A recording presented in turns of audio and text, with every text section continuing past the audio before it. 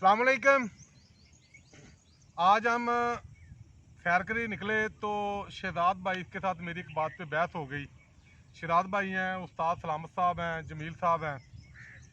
बहस इस बात पे हुई कि अगर किसी ख़ानदान के बच्चे आते जाते आपको सलाम करते हैं, आपकी इज्जत करते हैं, दो ही बातें हैं। या तो उनके बड़ों ने समझाया है, ये आपका चचा है, ताया है, अंकल है, मामू है, जो भी है, या हमारा दोस्त है, या फिर वो अपने बच्चों के सामने आपकी तारीफ करते हैं। और जो बच्चे आपकी बात नहीं मानते, आपको घूरते हैं, बुरा भला कहते हैं या आपको बुरा समझते हैं, इसका मतलब ये है कि उनके माँ बाप जो हैं बच्चों के सामने आपको या तो गालियाँ निकालते हैं या बच्चों के सामने आपकी बुराई करते हैं।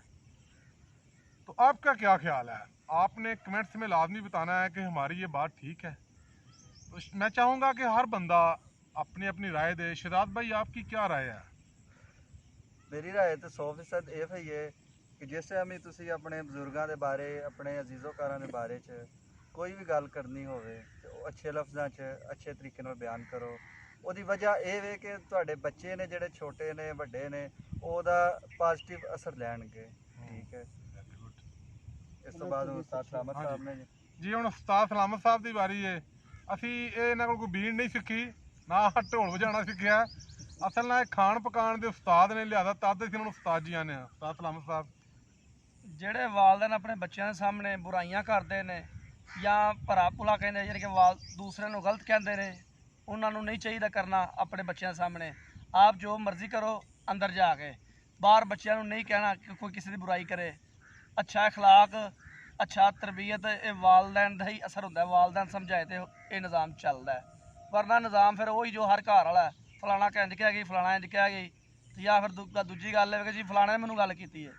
ਲਿਖਣਾ ਸਿੱਖੋ। ਵੈਰੀ ਗੁੱਡ, ਕਿਆ ਬਾਤ ਹੈ ਜੀ। ਵਾਕਈ ਬੰਦਾ ਲਿਖਣਾ ਸਿੱਖ ਜੇ ਫਿਰ ਬੜਾ ਕੁਝ ਬਚ ਜਾਂਦਾ ਹੈ। ਜੀ ਉਸਤਾਦ ਜਮੀਲ ਸਾਹਿਬ। जी बिस्मिल्लाह रहमान रहीम। सर, मेरा थोड़े सारे के यही रिक्वेस्ट है, गुजारिश यही है कि अपने बच्चों की तरबियत अच्छी करो, उन्होंने सामने अच्छी गुफ्तगू करो, उन्होंने सामने अच्छे अच्छे अल्फाज बोलो, ताकि थोड़ी वो अल्फाजा की कदर जी है वो अच्छी तरबियत की शक्ल से उन्होंने रूनमा हो।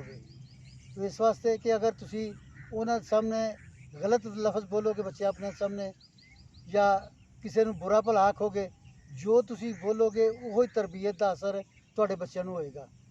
ਤੇ ਸਾਨੂੰ ਸਾਰਿਆਂ ਨੂੰ ਚਾਹੀਦਾ ਹੈ ਕਿ ਅਸੀਂ ਆਪਣੇ ਬੱਚਿਆਂ ਦੀ ਤਰਬੀਅਤ ਅੱਛੀ ਕਰੀਏ, ਤਾਂ ਕਿ ਉਹਦੇ ਵਿੱਚ ਬੱਚਿਆਂ ਦੀ ਵੀ ਨੇਕਨਾਮੀ ਹੋਏਗੀ ਔਰ ਸਾਡੇ ਵਾਲਿदैन ਦੀ ਵੀ ਨੇਕਨਾਮੀ ਹੋਏਗੀ। ਉਹ ਸਾਰੇ ਆਖਣਗੇ ਕਿ ਲੈ ਵੀ ਅੱਛੇ ਖਾਨਦਾਨ ਦਾ ਬੱਚਾ ਹੀ, ਇਹਦੇ ਮਾਂ-ਬਾਪ ਵੀ ਅੱਛੇ ਨਹੀਂ, ਇਹਦਾ ਖਾਨਦਾਨ ਵੀ ਅੱਛਾ ਹੀ।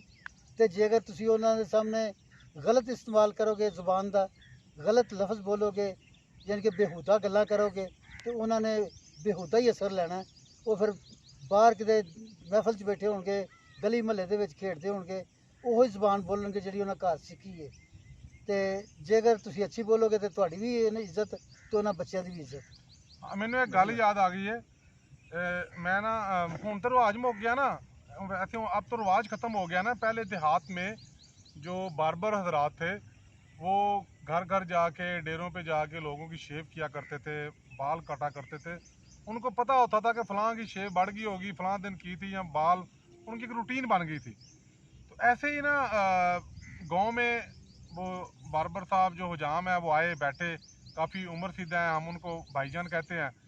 तो मैंने गली में खड़ा था तो एक खतून ने अपनी बच्चे को, छोटी बच्ची थी, उसको बोला, यानी कि वो लफ्ज़ पंजाबी में बोलने वाला है। उन्हें आख्या, ਉਹ ਫਲਾਣੀ ਹੈ। ਉਹਨੇ ਕਿਹਾ ਹਾਂ। ਉਹਨੇ ਕਿਹਾ ਨਾਈ ਨੂੰ ਕਹਿ ਸਾਡੇ ਵਾਲ ਕੱਟ ਕੇ ਜਾਏ। ਉਹ ਜਦੋਂ ਕੁੜੀ ਬਾਹਰ ਨਿਕਲੀ ਨਾ, ਉਹਨੇ ਨਾ ਉਹਨੂੰ ਚਾਚਾ ਆਖਿਆ ਨਾ ਤਾਇਆ ਆਖਿਆ, ਆਂਦੀ है ओए नाई साढ़े वाल काट के जाई।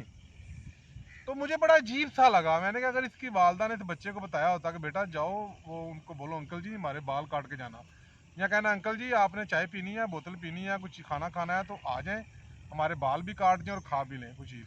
बात करने का मकसद ये है कि जो आप अपने बच्चों को करके दिखाते हैं ना, बच्चे वो करते हैं। जो आप कहते हैं बच्चे वो बिल्कुल नहीं करते। ये मेरा दाती तजर्बा है। ठीक है। जो बड़े आपको गालियां देते हैं उनके बच्चे आपकी बिल्कुल इज्जत नहीं करते, बेशक आपका वो ब्लड रिलेशन हो, ठीक है। और जिनके माँ बाप आपकी तारीफ करते हैं, बेशक उनका आपसे कोई रिलेशन नहीं है, ना ब्लड रिलेशन है, ना बरादरी है, ना कबीला है, कुछ भी नहीं है, इसके बावजूद वो आपकी रिस्पेक्ट करेंगे।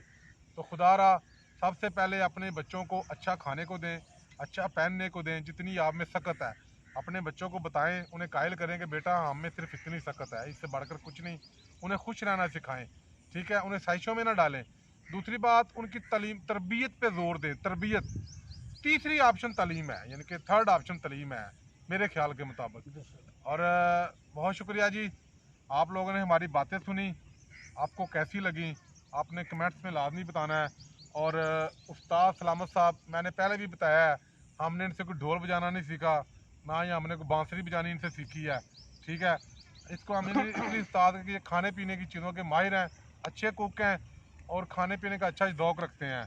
लेकिन मज़े की बात है, ਅੱਜ ਇਹਨਾਂ ਨੇ ਸਾਨੂੰ ਭੁੱਖਾ ਮਾਰ ਛੜਿਆ, ਚਾਹਾਂ ਪਿਆ ਪਿਆ ਕੇ, ਬੋਤਲਾਂ ਪਿਆ ਪਿਆ ਕੇ, ਪਾਪੜੀ ਚਾਟ ਖਵਾ ਖਵਾ ਕੇ ਸਾਡੀ ਬਸ ਕਰਾ ਛੜੀ। ਬਿਸਕੁਟ ਨਿੰਮਕੋ, ਯਕੀਨ ਕਰੋ ਜੇ ਹੁਣ ਤੇ ਨਾ ਪਤਾ ਲੱਗਦਾ ਭੁੱਖਿਆਂ, ਨਾ ਪਤਾ ਲੱਗਦਾ ਰੱਜਿਆਂ। ਬਹੁਤ ਸ਼ੁਕਰੀਆ ਜੀ, ਸ਼ਾਦ ਰਹੋ, ਬਾਦ ਰਹੋ, खुदा हाफिज़। मौला खुश रखे। पाकिस्तान जिंदाबाद। सही है ना, मौला खुश रखे। ਮੌਲਾ ਖੁਸ਼ ਰੱਖੇ ਜੀ। ਹੈਡ ਮਰਾਲਾ ਜ਼ਿੰਦਾਬਾਦ, ਹੈਡ ਮਰਾਲਾ ਜ਼ਿੰਦਾਬਾਦ, ਪਾਕ ਆਰਮੀ ਜ਼ਿੰਦਾਬਾਦ जिंदाबाद। ਜ਼ਿੰਦਾਬਾਦ।